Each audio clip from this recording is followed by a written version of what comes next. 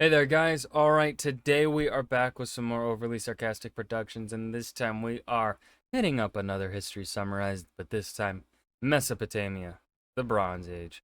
Now, before we dive in, make sure you go and check out the links in the description box below. I would love if you join the Discord and follow me over at Twitch, and please do go check out the gaming channels here on YouTube. Links down below, as I said previously. There's two gaming channels. Two. Count, count.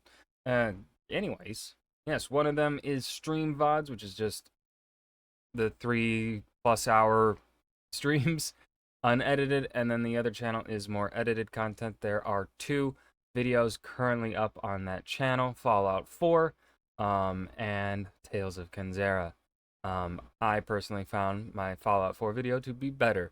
I am learning how to edit. Still not good, but, you know, maybe we'll get there. Maybe I'll get good. Who knows? With all that said, let's go ahead and dive into Mesopotamia.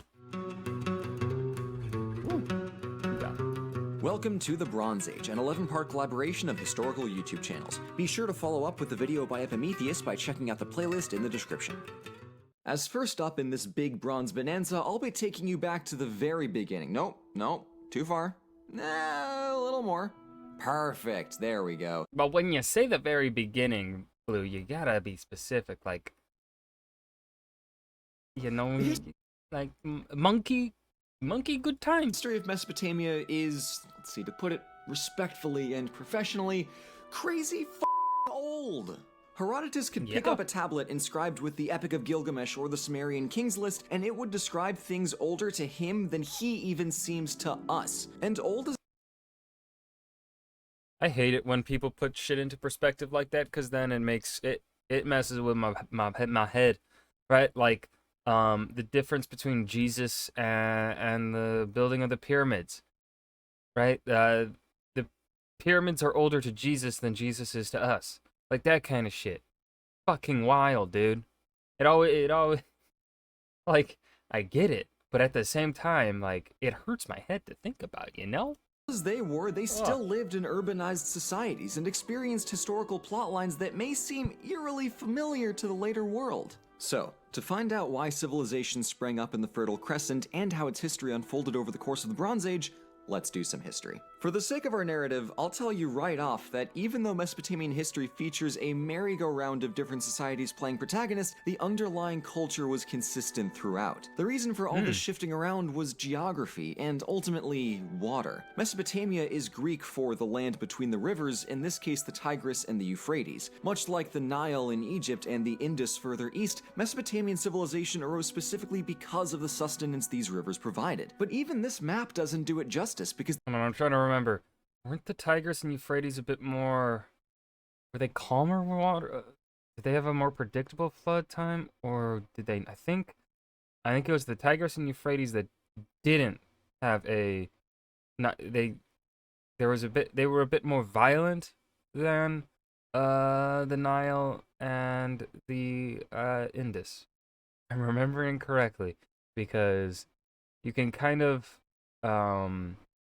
if you look at their culture, specifically their religion and their gods, you can really tell the relationship between water there, like how they kind of viewed their rivers for the societies that live near rivers based upon their relationship to the gods, really. Like, if the gods were more violent and unpredictable in a way, they were a bit, their water, their rivers also seem to be more violent, more rapid flooding and stuff like that, more problematic.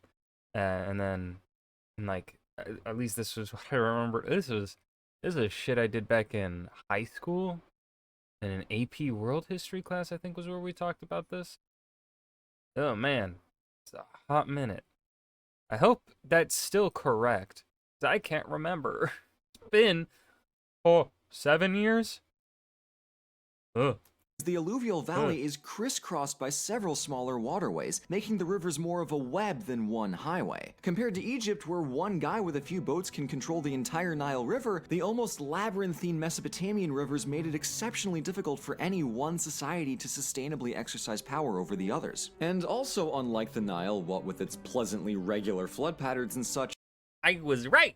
Mesopotamia flooded randomly and violently. Okay, yeah, I was correct. We'll double back to Noah later, but I also want to point out a crucial element of early Mesopotamian religion, the Abzu. In contrast to the deity Tiamat, I still gotta play that game.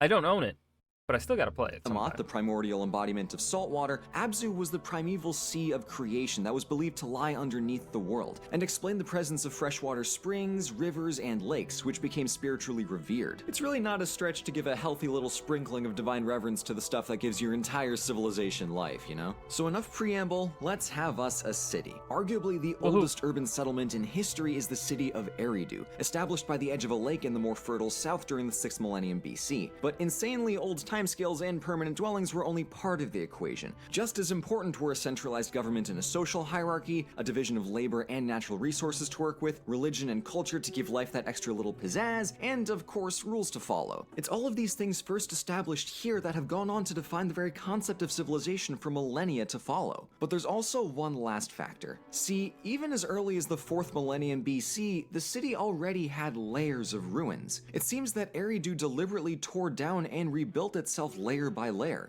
Any good city like ogres and onions have layers. I rewatched Shrek rather recently. It still holds up.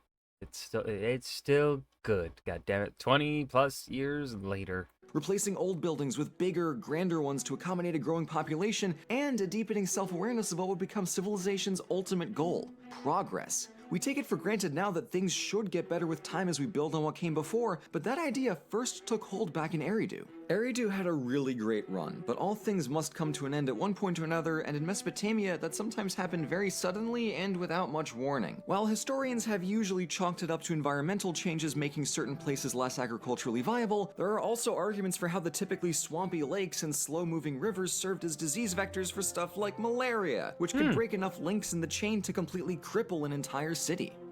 Thanks, malaria. Anyway, on the topic of things being abandoned and/or broken, it's time to talk about the flood. Yes, the flood. I mean, should anyone really be shocked that a river basin known for volatile flooding is associated with tales of a literally world-ending flood? Archaeological evidence has definitively shown that entire cities got washed clean away by water sometime in the mid to late 3000s BC. Did the entire world flood over? No, that's pretty clear. But locally, the Near East and Mesopotamia suffered really badly, so it's no surprise when multiple different sources all point to tales of one big bad flood. Noah and the character of Utnapishtim in the Epic of Gilgamesh are practically identical. In the epic, the gods wrecked humanity because their constant God Enlil said unto the people, I freaking swear, you guys, you know we can hear every single thing out of your idiot mouths, right?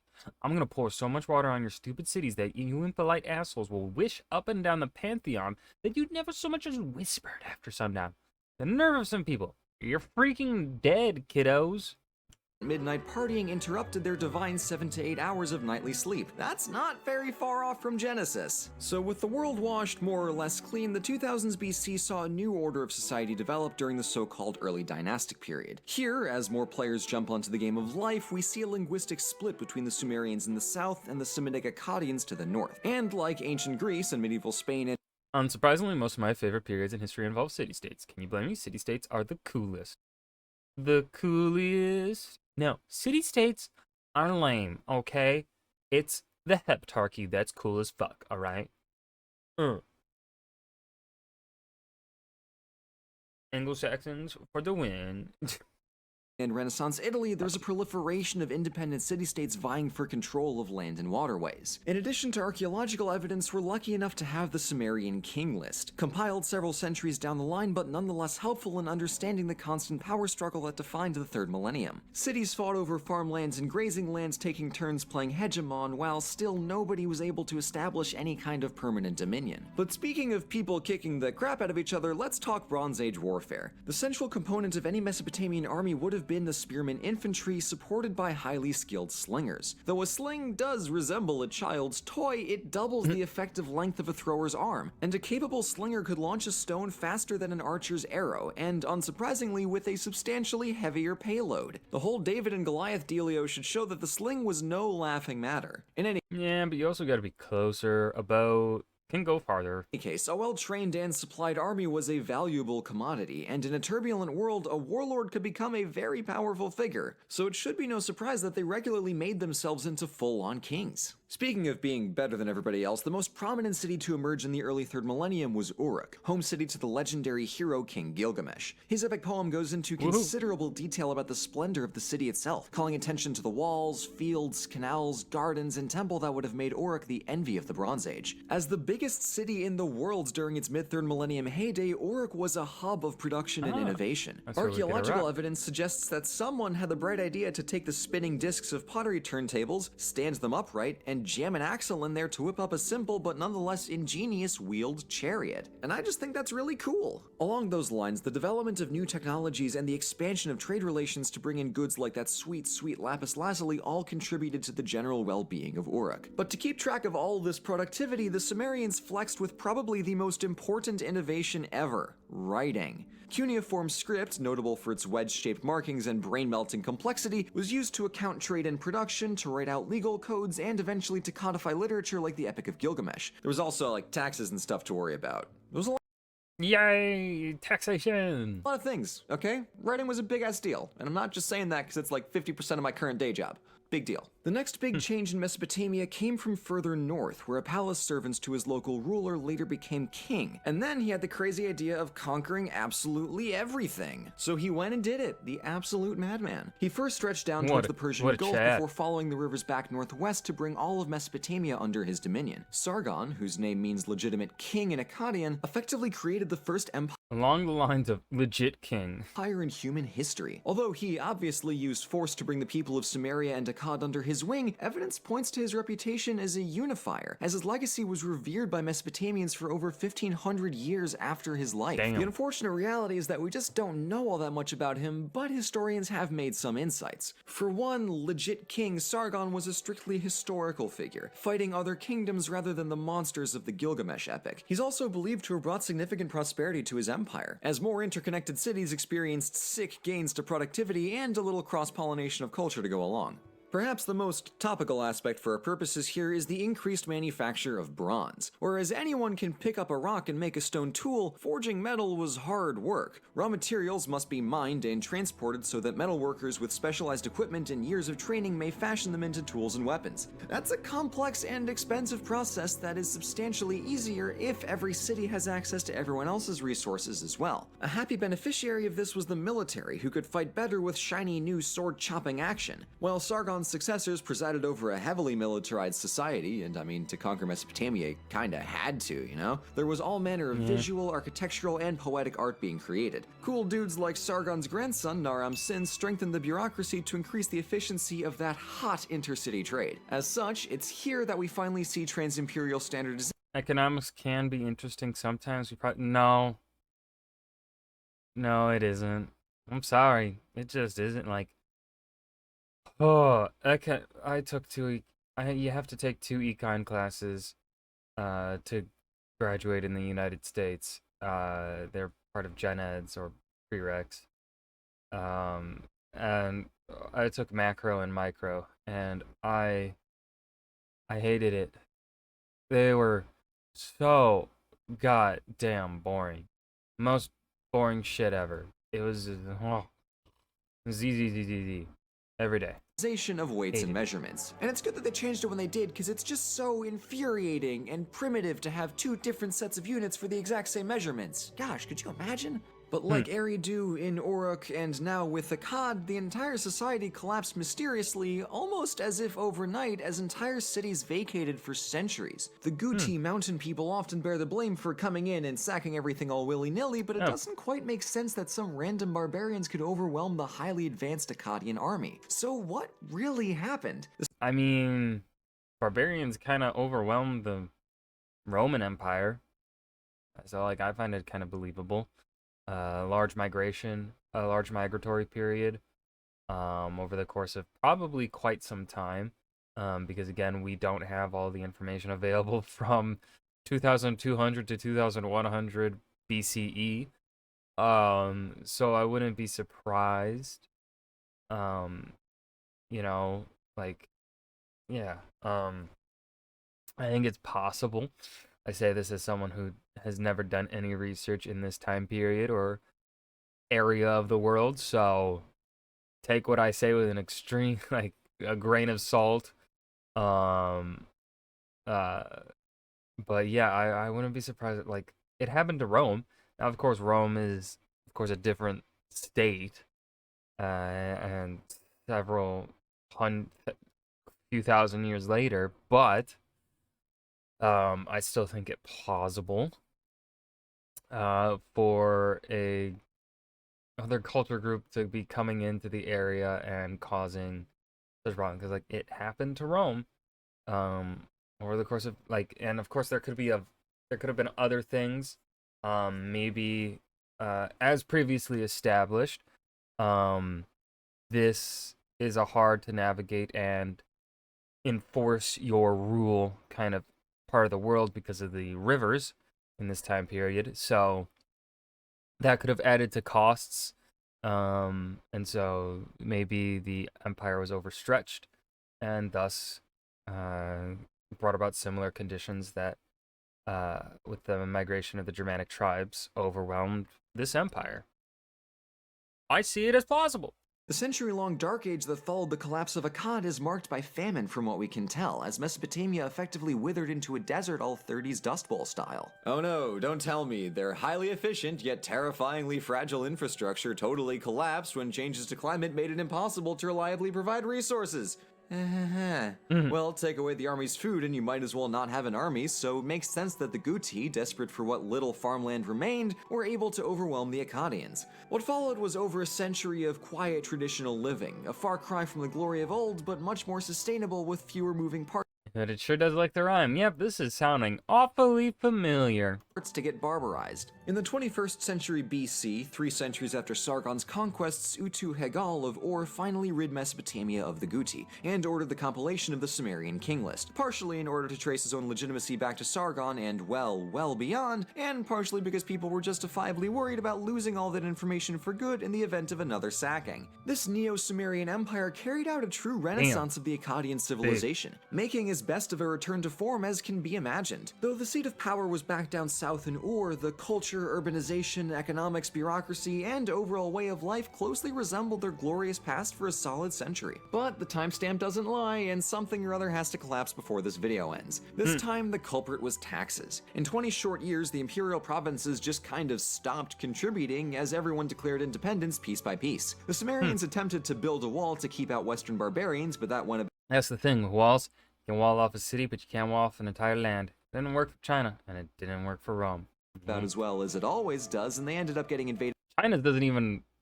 China's is a weird wall too. Like it's not like a straight, like it's a wonky wall. By the Elamite Easterners in the confusion. And just like that, we're back to a smattering of city-states. The protagonists in the next chapter in the history of Mesopotamia will be the famed Babylonians, but we'll pick that one up in another video soon. And that's the history of Mesopotamia's Bronze Age. Fair to say, it was one slow burn. What amazes me most is the degree to which geography and the simple layout of the Tigris and Euphrates river valleys helped create a shared network of culture while making it actively difficult to establish and maintain one unified kingdom. The other moral of the story is that complex societies are inherently more fragile, and even the slightest change to the natural order of things can have catastrophic consequences. Okay, have fun, bye-bye!